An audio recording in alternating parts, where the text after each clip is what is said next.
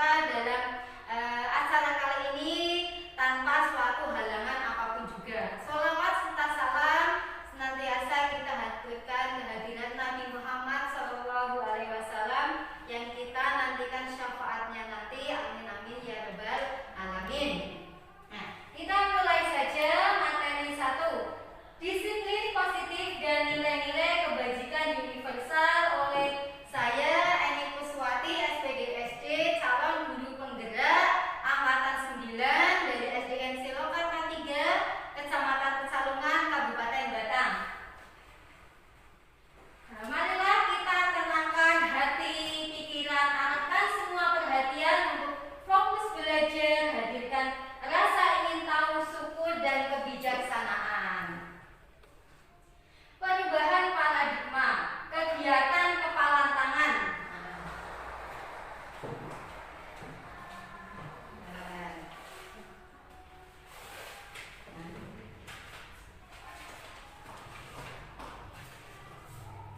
Seperti ini, ada A dan B. Anda dan teman Anda, berarti saya dan teman saya, atau Bapak, Ibu, Ibu Maimunah dengan sampingnya Ibu Lince, gitu ya, A dan B. Sobeklah secari kertas kecil. Nah, pakai ini aja. Nah, monggo Bu Maimunah, tuliskan benda atau sesuatu yang sangat berharga untuk Ibu. Letakkan di salah satu tangan Anda dan genggam erat benda atau sesuatu tersebut dengan segala daya. Tangan B, pasangannya Bu Lince, akan mencoba dengan sekuat tenaga dengan berbagai cara untuk meminta Anda memberikan benda tersebut.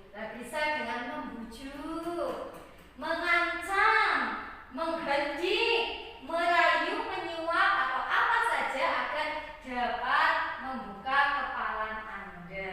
Coba.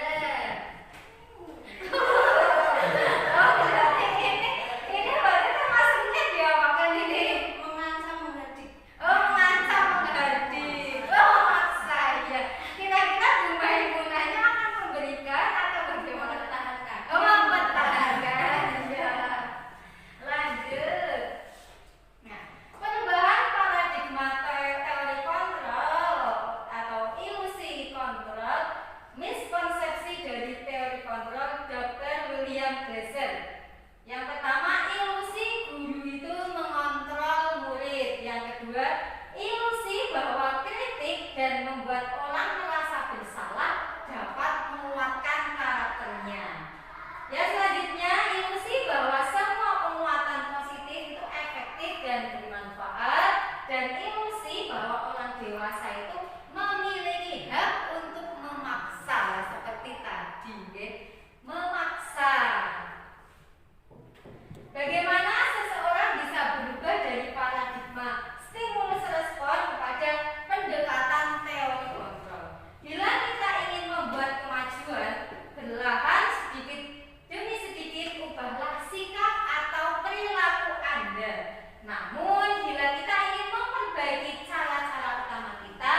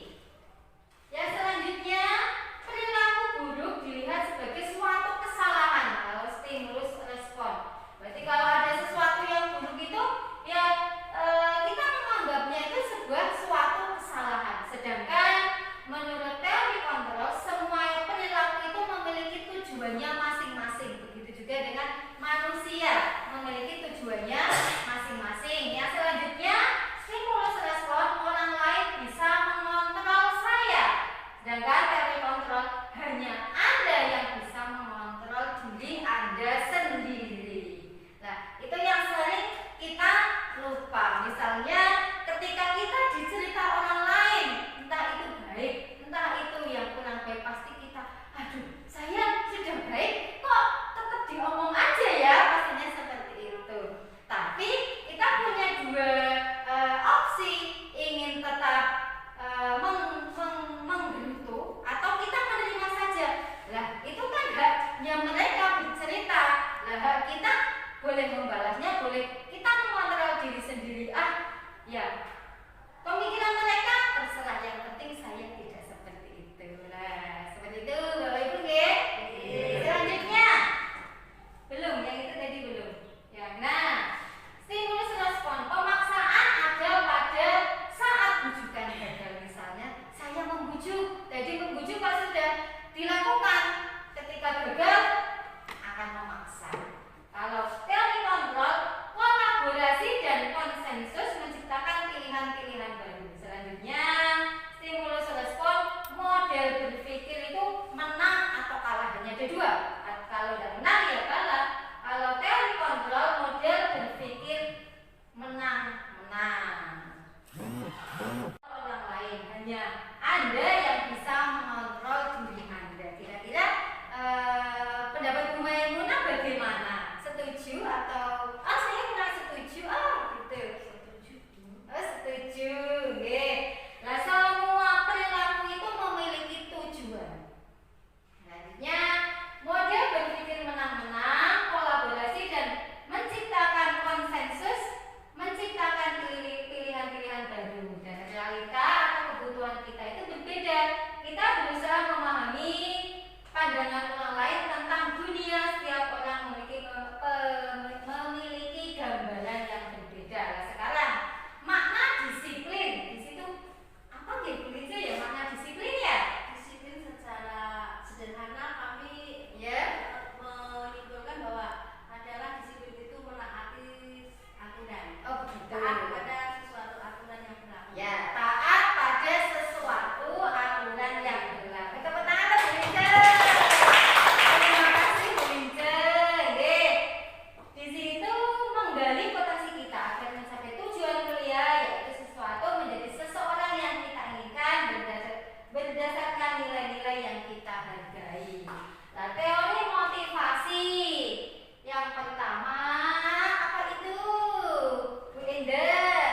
Teori motivasi, walaupun tulisannya kecil-kecil. Oh iya. Yang pertama, untuk menghindari hukuman. Berarti itu motivasi eksternal, motivasi yang asalnya dari luar diri kita. Oh, saya melakukan itu berangkatnya pagi supaya saya tidak dihukum, misalnya seperti itu. Yang kedua, untuk mendapatkan imbalan. Saya nilainya ingin 100 supaya saya mendapatkan reward atau mendapatkan hadiah dari bapak, guru atau ibu guru. Nah, sedangkan ini motivasi intrinsik atau motivasi internal, motivasi yang kesadaran dari diri sendiri. Yang pertama, untuk menghargai dirinya sendiri. Misalnya kita menghormati orang lain, kita menghormati teman kita. Itu untuk apa? Supaya kita dihargai, ya. Punya harga apa enggak, Bu? Kita punya harga, berharga apa enggak? Berharga sekali. Ya, apalagi buat suami dan anak kita masing-masing. Yang kedua, nilai-nilai kebajikan universal. Dan yang ketiga, keyakinan kelas. Nanti kita akan kupas satu persatu. Nah, sekarang 5 posisi kontrol. Ini berarti dihubungkan dengan tugas atau tanggung jawab Bapak Ibu sebagai pengajar atau guru. Yang pertama, penghukum. Lagi saya biasanya kadang anak tidak mengerjakan PR. Nah, di sini kalau penghukum berarti bisa juga saya berikan hukuman ke anak, bisa hukuman yang mendidik atau hukuman fisik.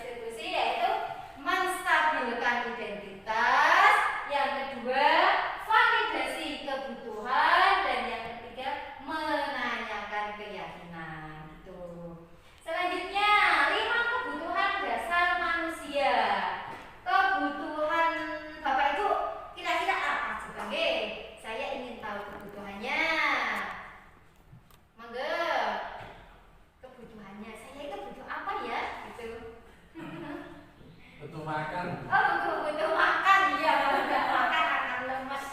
Ya, kebutuhan bertahan hidup. Itu salah satunya kalau bertahan hidup ya makan, minum itu bertahan hidup. Yang selanjutnya, nah di sini apakah makna disiplin? Nah, disiplin itu apa itu? Humaini. Tulisannya lebih besar. Disiplin menurut Bumpai Lewis sebelum itu. Ininya yo apa ya? Kita disiplin untuk belajar tepat waktu lah, menghargai waktu. Oh iya betul, itu yang butuh apa ya, butuh perjuangan dan harus dilaksanakan. Ya, berasal dari bahasa Latin disiplina yang artinya belajar. Ya, disiplin berarti sama saja dengan artinya belajar.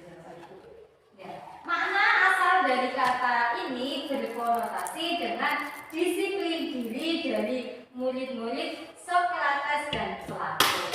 Disiplin diri membuat orang menggali potensinya menuju sebuah tujuan apa yang dia hargai.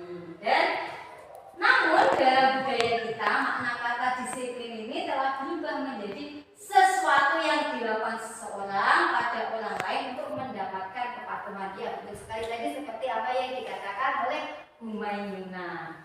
Kecenderungan umum adalah menghubungkan kata disiplin dengan ketidaknyamanan, bukan dengan apa yang kita hargai atau pencapaian suatu tujuan yang mulia. Oke, next. Nah, di sini nilai-nilai kebajikan universal itu nilai yang bagaimana? Nilai tersebut bersifat universal dan lintas bahasa, suku bangsa, agama maupun latar belakang. Nah, setiap perilaku itu memiliki suatu tujuan. Oleh Dr. William Glasser pada teori kontrol tahun 1900. Itu belum selesai ternyata. Bisa juga belajar. Kalau kesenangannya ibu apa bu? Senangnya masak. Oh, senangnya masak. Ya, ibu-ibu senangnya masak. Lanjut makan. Dan sekarang bunda kalau kesenangan yang dikaitkan dengan tugas ibu sebagai guru. Saya merasa senang ketika saya memberikan tugas atau Ya. siswa itu dikerjakan. Oh iya iya, luar biasa nih. Jadi apa yang kita tugaskan, apa yang kita ucapkan itu didengarkan dan dilaksanakan oleh murid. Yang selanjutnya apa ini? Kebebasan. Nah ini kebebasan, bebas, free. Menurut Pak Tri kebebasan itu yang bagaimana Pak Tri? Itu menurut diri sendiri atau Siswa aja Pak sebagai guru gitu Pak. Oke. ya anak-anak kan diberi kebebasan karena di anak-anak itu memiliki pikiran yang berbeda. Oh iya. Yang satu dengan yang lain. Iya, terima kasih luar biasa Pak. Sekarang kebebasan menurut Ibu apa? Ya, sebagai siswa atau sebagai jenengan sebagai guru gitu. Kebebasan menurut saya pada siswa itu sama ya, sama yang dikatakan anak tadi. Ya. Nah, itu siswa itu mempunyai pola pikir tentunya yang berbeda. Ya, Ada betul. tugas, ada apa gitu. Jadi saya memberi kebebasan pada siswa untuk apa namanya cara mengerjakan. Oh iya, ya luar biasa. Berarti kalau perkalian nggak harus salahnya sama antara murid satu dengan murid yang lainnya. Ya, betul juga sih ya. Oke, lanjut. Di sini kasih sayang dan rasa diterima. Coba, Bu Vina, kasih sayang lah ini yang ibu, belum ibu ya Mbak sebenarnya, tapi kalau di sekolah sudah dipanggil ibu gitu ya. Kasih sayang dan rasa diterima itu menurut Ibu Vina itu yang bagaimana? Coba. Maksudnya bisa buat di sekolah. Oh iya. Membuat anak bisa nyaman. Ya. Bisa akrab dengan kita. Oke. Rasa seperti itu kan bisa membuat anak itu menjadi sayang. Oh iya betul. Jadi bisa menerima kita, termasuk bisa dekat dan bisa menerima semua pelajaran atau materi yang kita berikan. Terima kasih Bu Vina. Sekarang kesenangan. Nah, di sini apa ya? Di situ kebutuhan dasar manusia, kesenangan. Setiap orang pasti memiliki kesenangan yang berbeda-beda. Sekarang Pak Wisnu kesenangannya apa, Pak Wisnu? Iya. Makan. Oh, makan lagi kesenangannya. Hobinya berarti makan. Selain itu apa Pak Wisnu? Burung. Oh, burung. Ya. Ada lagi selain burung? Batu. Oh, batu. Sekarang kalau Bu Linca kesenangannya apa? Ini masuk ke murid apa kita sama orang dewasa? Oh, pribadi dulu. Nanti kita cari teman guru lainnya juga yang kesenangan berkaitan dengan guru yang disebutkan. Saya senangnya itu membaca. Oh, masya Allah ya. Berarti di sini menunjukkan karakter seorang guru ya, karena dengan mengaitkan nilai-nilai kebajikan yang diyakini seseorang, maka motivasi intrinsiknya seperti tadi akan terbangun sehingga menggerakkan motivasi dari dalam untuk dapat mencapai tujuan mulia yang diinginkan. Tadi nilai motivasi intrinsik dari dalam diri masih ingat tidak Bapak Ibu? Nilai intrinsik dari dalam kita sendiri tadi apa ya? Kalau dari luar kan mendapatkan hukuman, imbalan, itu. Kalau dari diri sendiri, motivasi dari diri sendiri.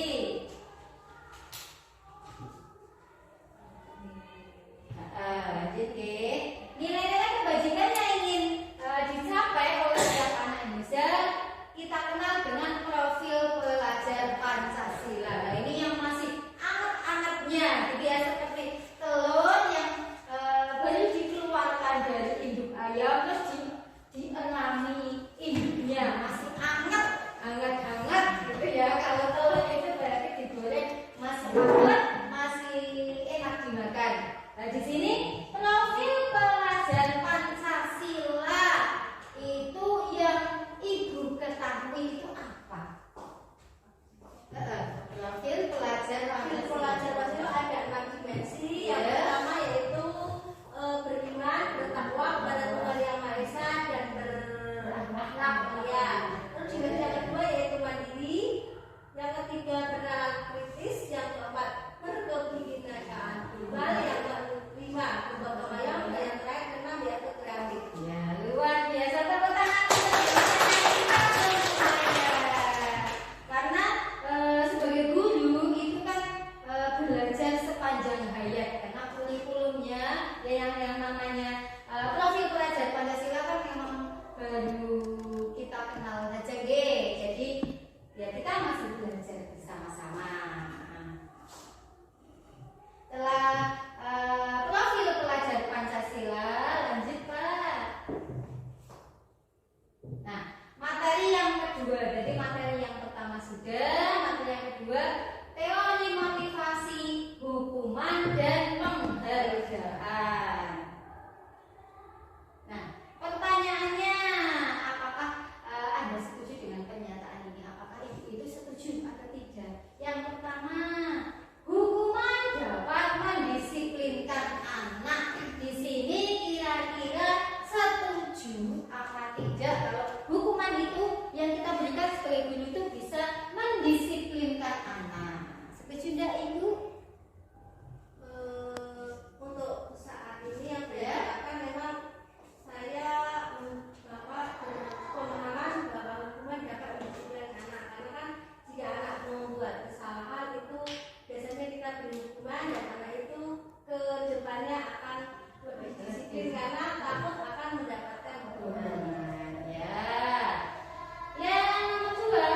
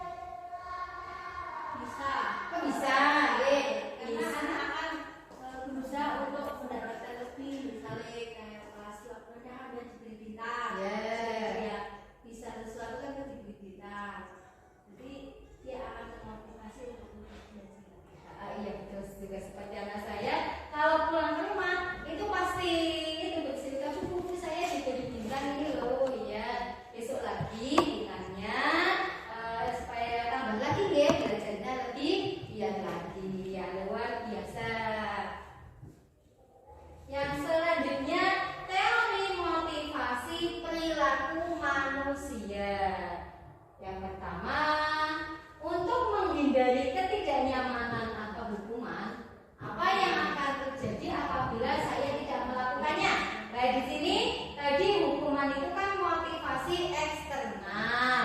Apa yang akan terjadi apabila saya tidak melakukannya? Kalau Bapak Ibu tidak melakukannya itu akibatnya apa itu, Bu? Gitu. Untuk menghindari ketidaknyamanan atau hukuman, apa yang akan terjadi apabila saya tidak melakukannya?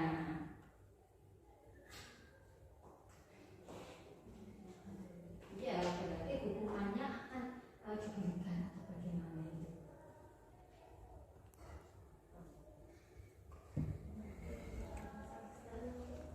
Motivasi eksternal tadi motivasinya berasal dari luar. Berarti apa yang saya tidak melakukan? Ya, berarti kalau tidak melakukannya, ya berarti saya akan mendapatkan hukuman. Akhirnya anak itu merasa bersalah, tidak nyaman. Ya hanya patuhnya kepada guru itu hanya di depannya saja. Kalau di belakangnya berarti mereka tidak menghargai kita karena hanya berdasarkan hukuman saja. Nah di sini ada lagi motivasi eksternal untuk mendapatkan imbalan dari orang lain. Nah tadi mendapatkan imbalan, mendapatkan hadiah. Apa yang akan saya dapatkan apabila saya melakukannya? Nah itu berarti kan motivasinya dari luar karena ingin mendapatkan hadiah atau imbalan. Nah di sini yang penting di sini motivasi internal, tujuan yang merupakan tujuan disiplin positif yaitu untuk menghargai dirinya sendiri. Saya akan menjadi orang yang seperti ini apabila saya melakukannya.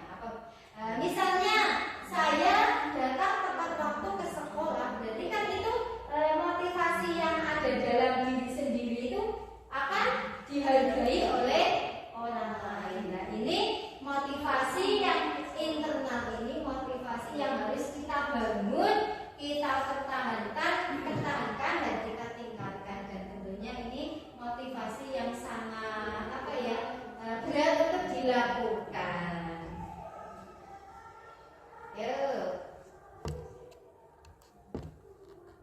Merdeka menurut Ki Hajar Dewantara yang merdeka.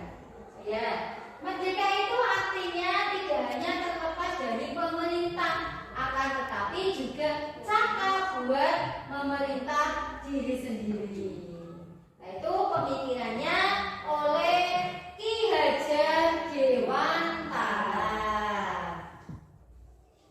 Selanjutnya, apa itu restitusi? Kalau tadi kan segitiga restitusi. Sekarang Pak Wisnu dibaca.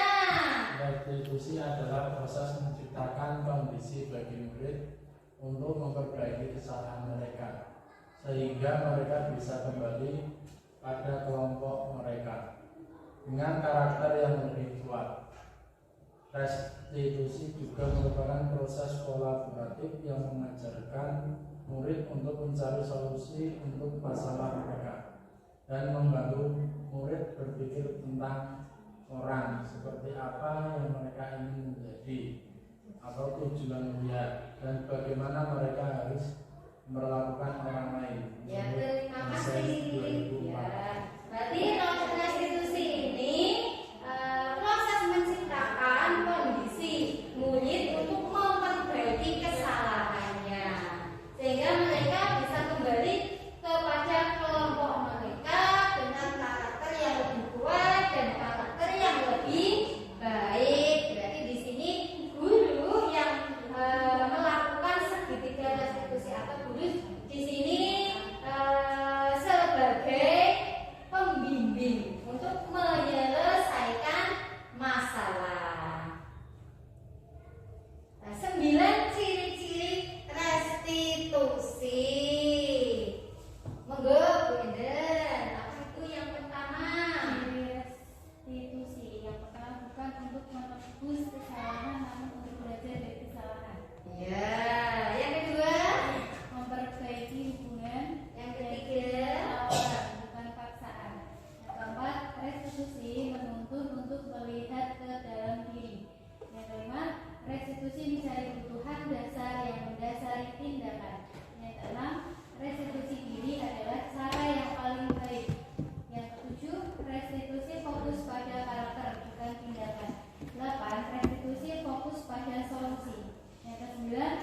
restitusi mengembalikan murid yang berbuat salah pada kelompok. Ya, berarti restitusi di sini itu bukan untuk menebus kesalahan, namun belajar dari kesalahan, memperbaikinya. Nah, di sini fokusnya pada solusi. Solusi dari masalah itu apa? Gitu. Dan tujuan utamanya yaitu mengembalikan murid yang bermasalah itu untuk apa ya, kembali pada kelompoknya itu sudah selesai masalahnya dan menjadi pribadi yang memiliki karakter lebih baik lagi dari permasalahan yang sudah terjadi. Nah, materi yang ketiga, keyakinan kelas dan kebutuhan dasar manusia.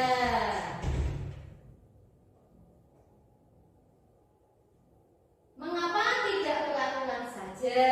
Mengapa harus keyakinan kelas?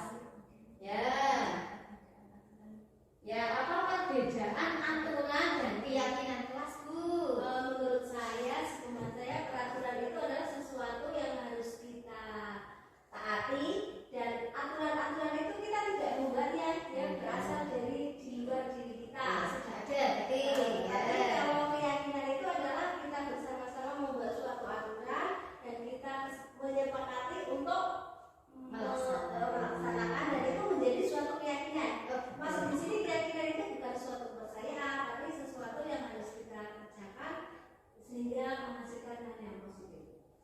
Terima kasih, luar biasa. Berarti kalau peraturan itu sudah ada, ya, sudah tercantum, tinggal kita melaksanakannya. Kalau keyakinan berarti kita buat keyakinan itu apa saja, terus nanti kita sepakati dan kita laksanakan bersama. Gitu ya, itu ya keyakinan. Ya. Mengapa kita memiliki peraturan itu harus menggunakan helm bila mengendarai kendaraan roda 2, Bu? Itu maksudnya pada keyakinan keselamatan. Oh iya, berarti keyakinan keselamatan. Kalau biasanya orang itu lebih cenderung ya takut ditilang. Takut ditilang nanti masuk ke pengadilan. Padahal di sini kan kebutuhannya orang tersebut keyakinan atas keselamatan sendiri. Yang kedua, mengapa kita memiliki peraturan 3M, menggunakan masker, mencuci tangan dan menjaga jarak 1,5 meter. Ini keyakinan atau peraturan itu ya? Oh iya, keyakinan. Ya. Keyakinan bidang apa ini, Bu?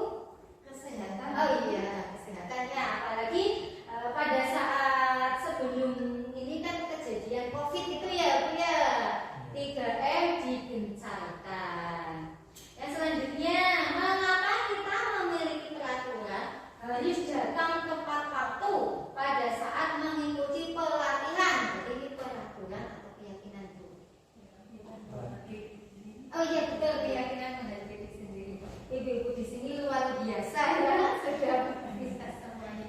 Ya, keyakinan untuk menghargai dirinya sendiri, ya, sehingga dirinya itu dihargai, tidak dicap atau dikenal sebagai orang yang suka datangnya telat.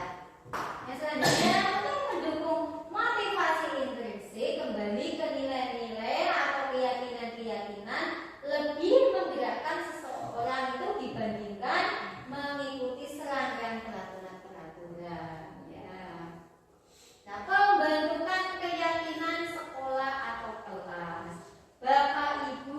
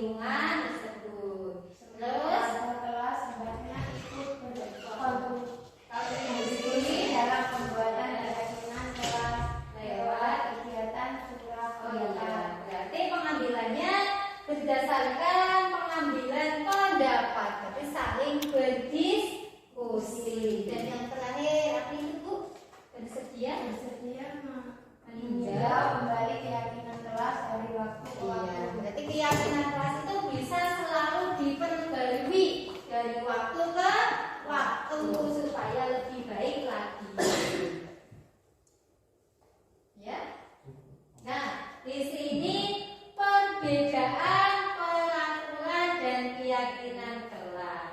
Kalau peraturan selalu kebaikan, misalnya selalu kembalikan buku ke tempatnya. Berarti keyakinan kelasnya itu termasuk apa itu, Bu? Anak itu disiplin. Oh, disiplin. Ya, disiplin. Bertanggung jawab. Ya. Dilarang mengganggu orang lain. Berarti apa itu? Ya, menghormati orang lain. Hadir di sekolah 15 menit sebelum pembelajaran dimulai. Berarti itu apa itu? Komitmen. Ya, berkomitmen. Terus apa lagi tuh? Menghormati orang lain. Ya. Dilarang melakukan kekerasan. Berarti Keselamatan. menghormati orang lain. Dilarang menggunakan narkoba. Ya, kesehatan. Bergantian atau menunggu giliran. Menghormati orang lain. Ya. Menggunakan masker. Kesehatan. Kesehatan dan keselamatan supaya kita tidak tertular penyakit. Jangan berlari di kelas atau di koridor. Itu apa itu? Ya, keselamatan dan keamanan juga. Nah, keyakinan kelas itu keyakinan yang dibuat oleh siapa saja, Bapak Ibu? Dibuat oleh guru dan para siswa dan ya, guru dan murid untuk disepakati bersama. Misalnya keyakinan kelas itu contohnya apa itu di situ, Bu? Keyakinan kelas Hadir di setiap tepat waktu, hadir di setiap pembelajaran. Itu yang diharapkan anak-anak kita, murid-murid kita menjadi lebih disiplin. Terus selanjutnya menciptakan suasana kelas yang aman, tenang, bersih dan menyenangkan. Yang selanjutnya bersikap baik dan bersikap baik dan menghargai semua orang dan berpakaian yang rapi dan sopan. Betul sekali. Nah, pembelajaran yang keempat, kebutuhan dasar manusia dan dunia yang berkualitas. Coba bacakan Pak Wisnu, Ibu Angga Ibu itu. Angga, guru wali kelas sebelah A di SD Pelita Nanti, sedang bingung menghadapi ulah salah satu murid di kelas. Beberapa anak di kelas 2A telah datang kepadanya dan mengeluhkan Doni yang sering meminta bekal makan siang mereka dengan paksa. Jika Anda menghadapi situasi Ibu Angga, apa yang Anda lakukan? Menurut Anda, apa alasan Doni melakukan hal itu? Berarti di sini di kelas 2A itu ada cerita hati, ada Ibu Ambar yang sedang bingung menghadapi salah satu muridnya yang datang kepadanya dan mengeluh bahwa Doni, salah satu muridnya itu sering meminta bekal makan siang mereka dengan paksaan. Nah, jika ada situasi seperti ini, Ibu Ambar itu melakukan apa kira-kira dan apa alasan Doni yang suka meminta bekal makan siang itu apa? Yuk. Doni mungkin Doni. perhatian. Oh, Doni sampar gitu ya? Ingin perhatian. Itu untuk apa kebutuhan yang itu. Oh, iya. Seperti tidak terpenuhi mungkin di apa ya? Kasih sayang pakai diakui Pak. Berarti kebutuhan kasih sayang, Kurang kasih kebutuhan sayang. dihargai, tinggi. Atau mungkin kita sebagai guru bisa mencari apa ya?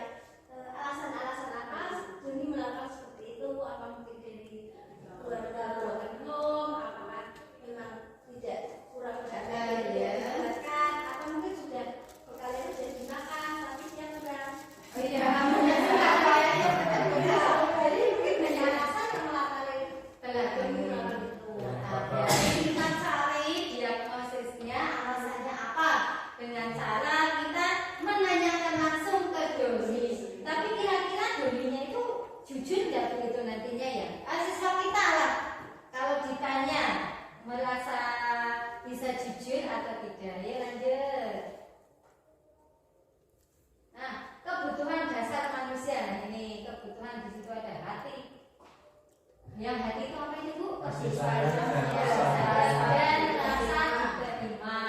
Yang utama itu Bu, yang utama kebutuhan dasarnya bertahan hidup. Yang bintang itu apa itu Bu? Penguasaan yang gambar kupu-kupu. Kebebasan. Dan yang gambar yang bisa terbang seperti kupu-kupu. Terus yang gambar balon itu Bu, kesenangan. Berarti kebutuhan dasar manusia ini meliputi 5 tadi yang sudah Bapak Ibu Guru bacakan. Nah, materi yang keempat, 5 posisi kontrol. Nah, di sini 5 posisi kontrol banyak sekali ya. Ya diperbesar coba. Karena itu kecil sekali itu di zoomnya itu bawah. Ya juga ya. Karena itu bagi ibu-ibu melihat seperti itu jadi buyar. Ngebuyur itu ngebuyur kayak membayar SPP. Nah juga ini waktu kita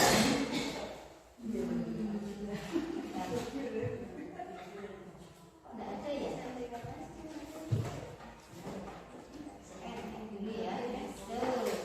Terus di sini tadi ya ini 26 ya. Nah, udah pesan belum Bu? Ya, ini. Lagi digeser. Nah, tuh.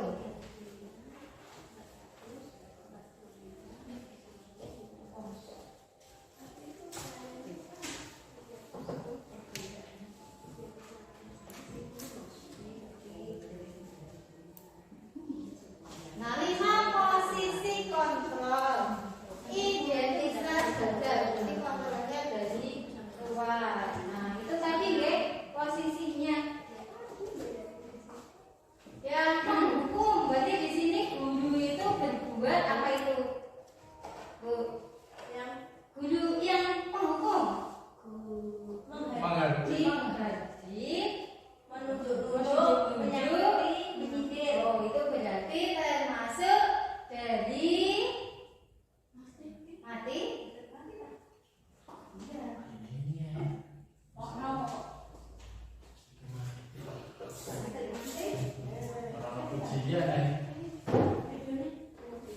Masih aman. Sedih mau, sedang mau, tidak mau.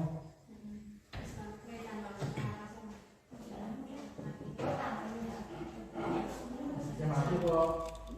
Anu sih pemasangan Ya, maka Bapak Ibu deh, karena di sini ternyata ada pemadaman listrik karena ada pemasangan palting. Oke, kita lanjut saja ya tanpa palting. Identitas guru yang pertama menghindari hukuman. Ya, di sini penghukum lah. Guru biasanya menghardik, memarahi, nyengeni gitu ya, menunjuk-nunjuk, menyakiti dan menyindir. Nah, perkataannya bisa seperti ini.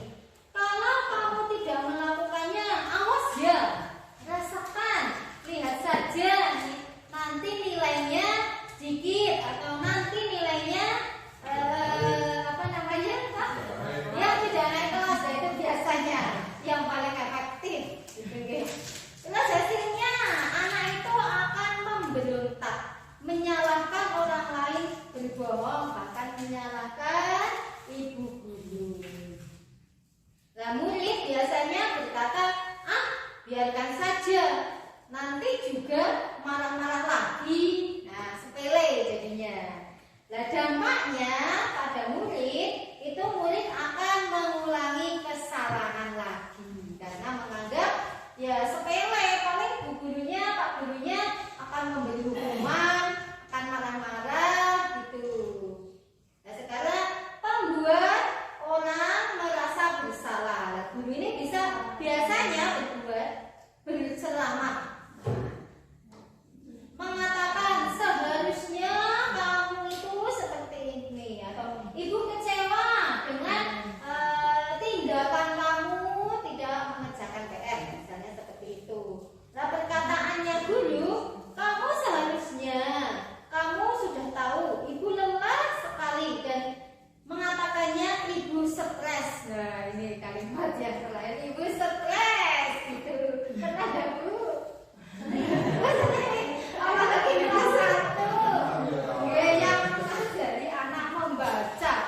balen-balen misalnya. M ini apa? MIWON. Membacanya apa? Micin. Ya, minuman jadi micin ya. Ya memang benar lewat micin foto ya. Itu pengalaman Bapak Ibu nggih selaku guru kelas 1 melatih kesabaran. Nah, hasilnya menyembunyikan, menyangkal, berbohong. Nah, murid itu akan berkata apa? Karena mereka merasa bersalah, maafkan saya ya Bu. Tuh. Dan dampaknya pada murid itu apa? Mereka akan merasa rendah diri, kurang percaya diri, karena apa yang dia lakukan pasti paling yang saya lakukan salah gitu. Sedangkan di sini 5 posisi kontrol yang lainnya sebagai teman membuatkan alasan-alasan untuk muridnya. Perkataannya, ayolah lakukan itu demi ibu. Masa kamu tidak mau? Ingat tidak ibu pernah bantu kamu gitu, karena itu sebagai teman. Nah, muridnya itu akan meletakkan guru itu sebagai orang yang sangat penting di dunia. Sedangkan perkataan murid, saya pikir bapak atau ibu itu teman saya, ternyata kok begitu. Nah, akibatnya apa dampaknya?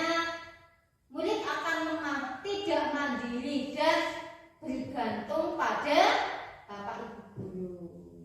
Sekarang posisi yang keempat yaitu pemantau.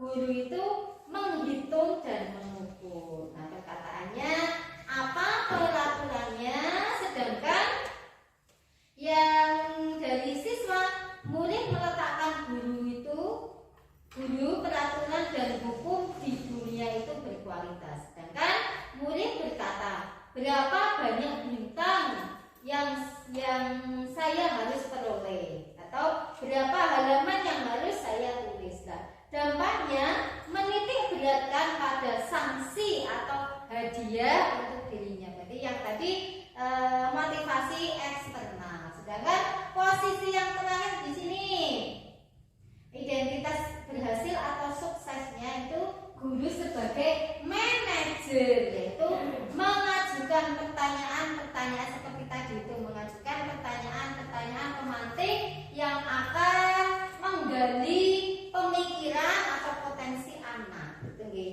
Lah, kalimatnya apa yang kita yakini, apa yang bisa kamu kerjakan untuk memperbaiki masalah ini. Lah, murid-muridnya menjawabnya. Murid meletakkan dirinya sebagai individu yang positif dalam dunia yang berkualitas.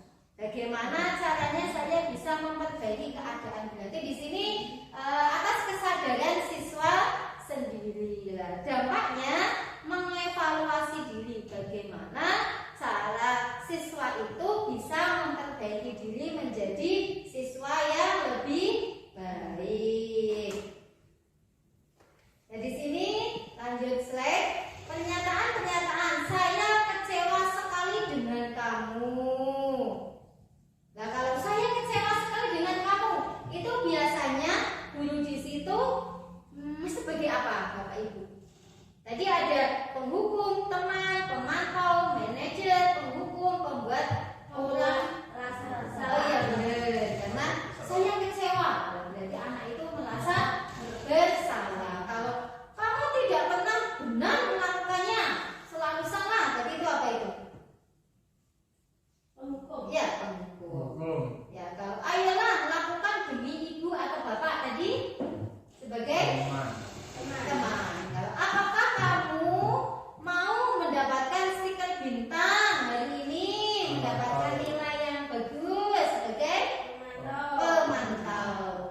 Bagaimana kamu bisa menyelesaikan masalah ini sebagai manajer? Dan yang terakhir, kamu selalu yang paling terakhir. Berarti di situ Penghukum. Iya, penghukum.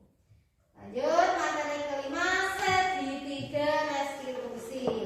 Segitiga restitusi ini digunakan dulu untuk menyelesaikan masalah.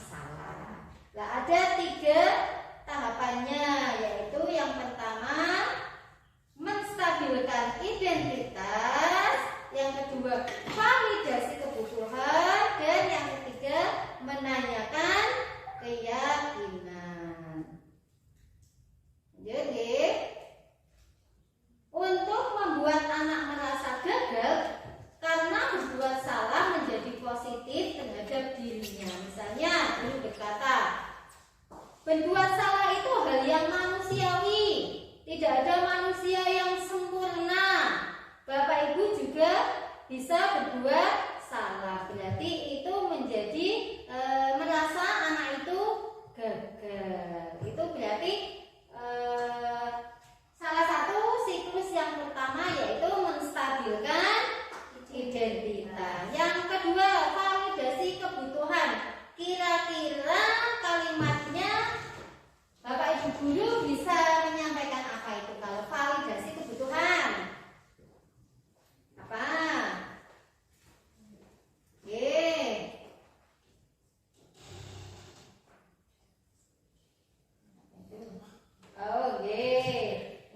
Ngebiur deh. Kamu bisa saja kan melakukan hal yang lebih buruk, tapi kamu tidak melakukannya kan? Atau kamu pasti punya alasan mengapa melakukannya. Berarti itu validasi kebutuhan. Tadi kebutuhan 5 dasar manusia itu. Oke? Yang terakhir, menanyakan keyakinan. Guru bisa berkata, apa nilai yang kita percaya di kelas?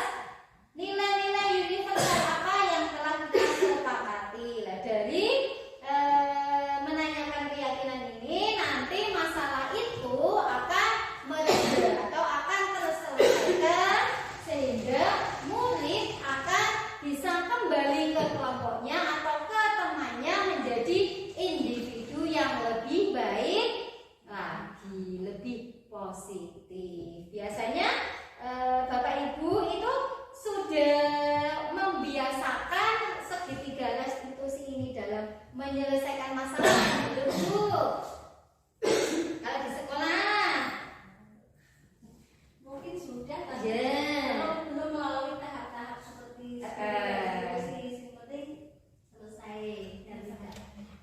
Karena kan sebelumnya belum tahu rumus Seperti apa gitu ya. Iya. Sebenarnya ya sebagai seorang guru ya pasti sudah pernah semuanya. Hanya kita baru tahu bahwa ada tahapan-tahapan dalam menyelesaikan masalah, yaitu segitiga restitusi. Nah, intervensinya bisa apakah kamu ingin berbuat lebih baik lagi? Apakah saat ini kamu sedang menjadi orang yang sedang kamu inginkan? Itu salah satu intervensi atau apa ya kalau intervensi ya? Mengintervensi berarti memaksa.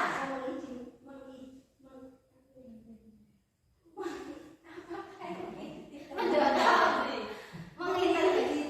Oh ya, mengintimidasi. Ya. Iya, mengintimidasi. Ya. Lalu nextnya, hal baru apa yang mengubah paradigma saya?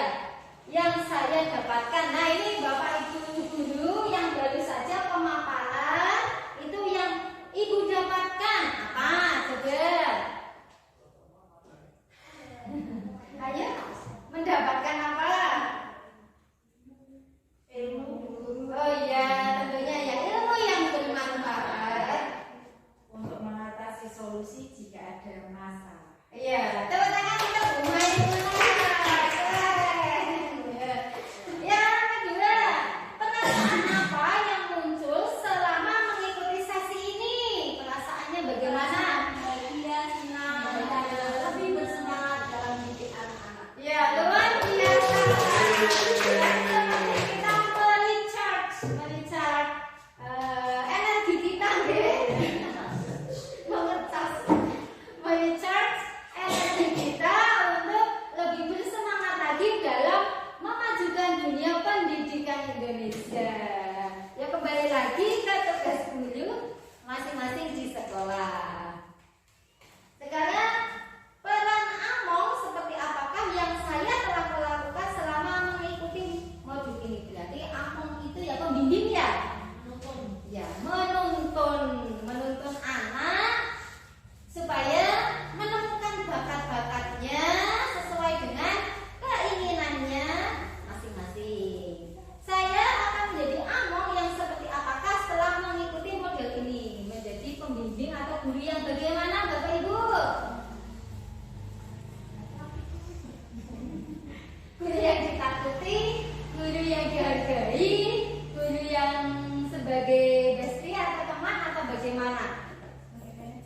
Oh iya, ya bagus sekali.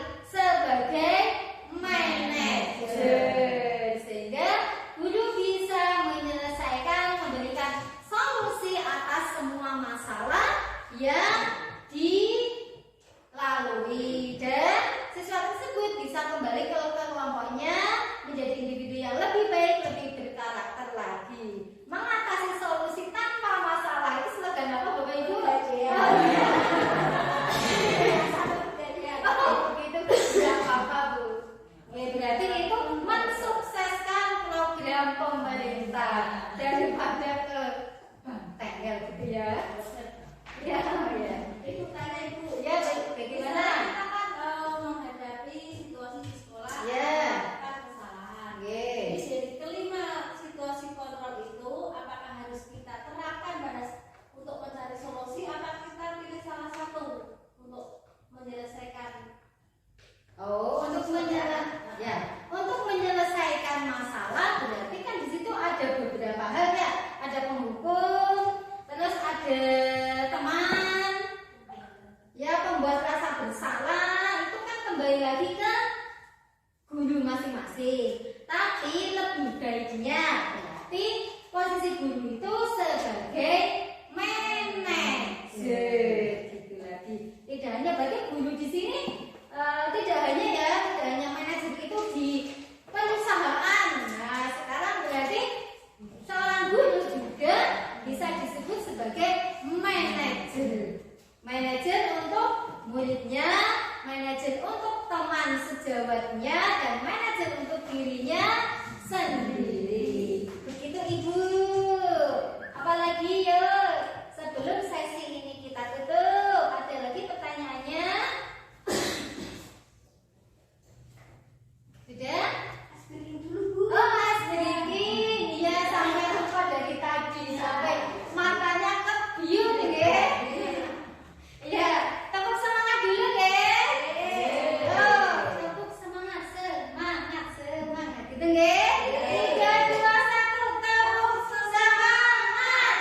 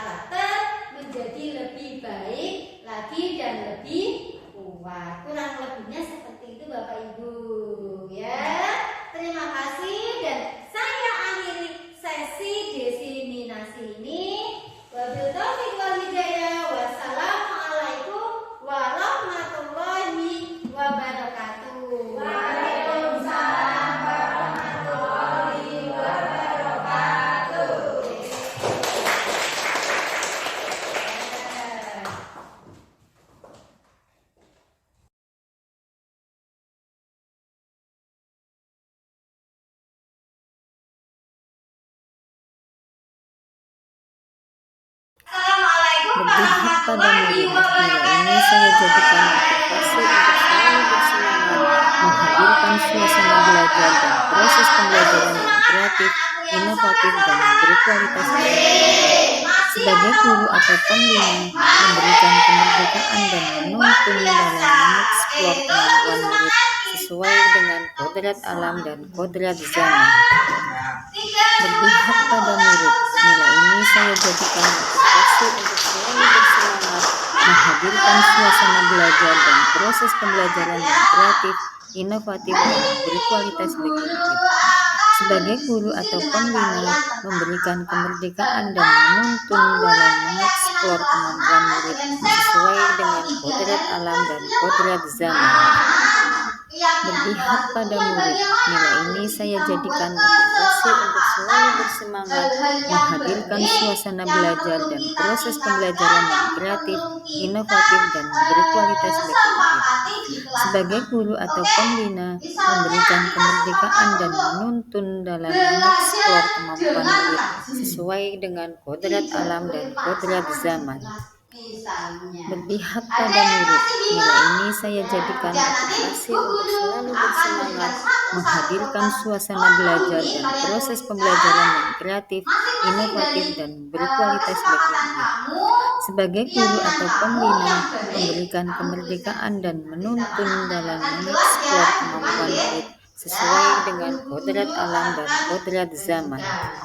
Berpihak pada murid, nilai ini saya jadikan motivasi untuk selalu bersemangat menghadirkan suasana belajar dan proses pembelajaran yang kreatif, inovatif, dan berkualitas bagi murid. Sebagai guru atau pembina, memberikan kemerdekaan dan menuntun dalam mengeksplor kemampuan murid sesuai dengan kodrat alam dan kodrat zaman. Berpihak pada murid, nilai ini saya jadikan motivasi untuk selalu bersemangat menghadirkan suasana belajar dan proses pembelajaran yang kreatif, inovatif, dan berkualitas bagi murid. Sebagai guru atau pembina, memberikan kemerdekaan dan menuntun dalam mengeksplor kemampuan murid sesuai dengan kodrat alam dan kodrat zaman. Berpihak pada murid, nilai ini saya jadikan motivasi untuk selalu bersemangat menghadirkan suasana belajar dan proses pembelajaran yang kreatif, inovatif, dan berkualitas bagi murid. Sebagai guru atau pembina, memberikan kemerdekaan dan menuntun dalam mengeksplor kemampuan murid sesuai dengan kodrat alam dan kodrat zaman. Berpihak pada murid, nilai ini saya jadikan motivasi untuk selalu bersemangat menghadirkan suasana belajar dan proses pembelajaran yang kreatif, inovatif, dan berkualitas bagi murid. Sebagai guru atau pembina, memberikan kemerdekaan dan menuntun dalam mengeksplor kemampuan murid sesuai dengan kodrat alam dan kodrat zaman. Berpihak pada murid, nilai ini saya jadikan motivasi untuk selalu bersemangat menghadirkan suasana belajar dan proses pembelajaran yang kreatif.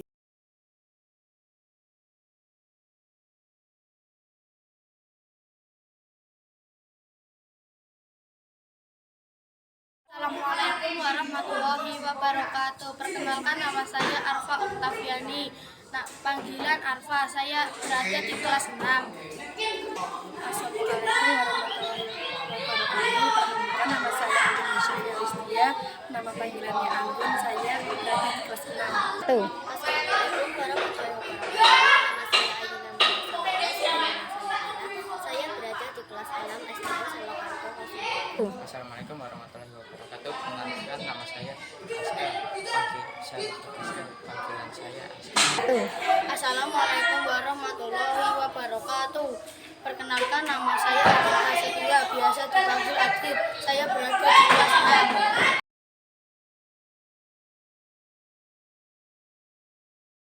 Keren sekali. senang sekali. Saya sangat senang.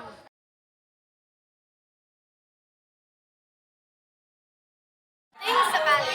Penting sekali. Sangat penting. Sangat penting.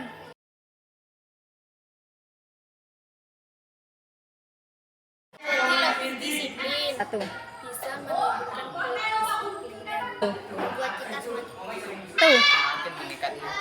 Satu. menjaga ketertiban kelas.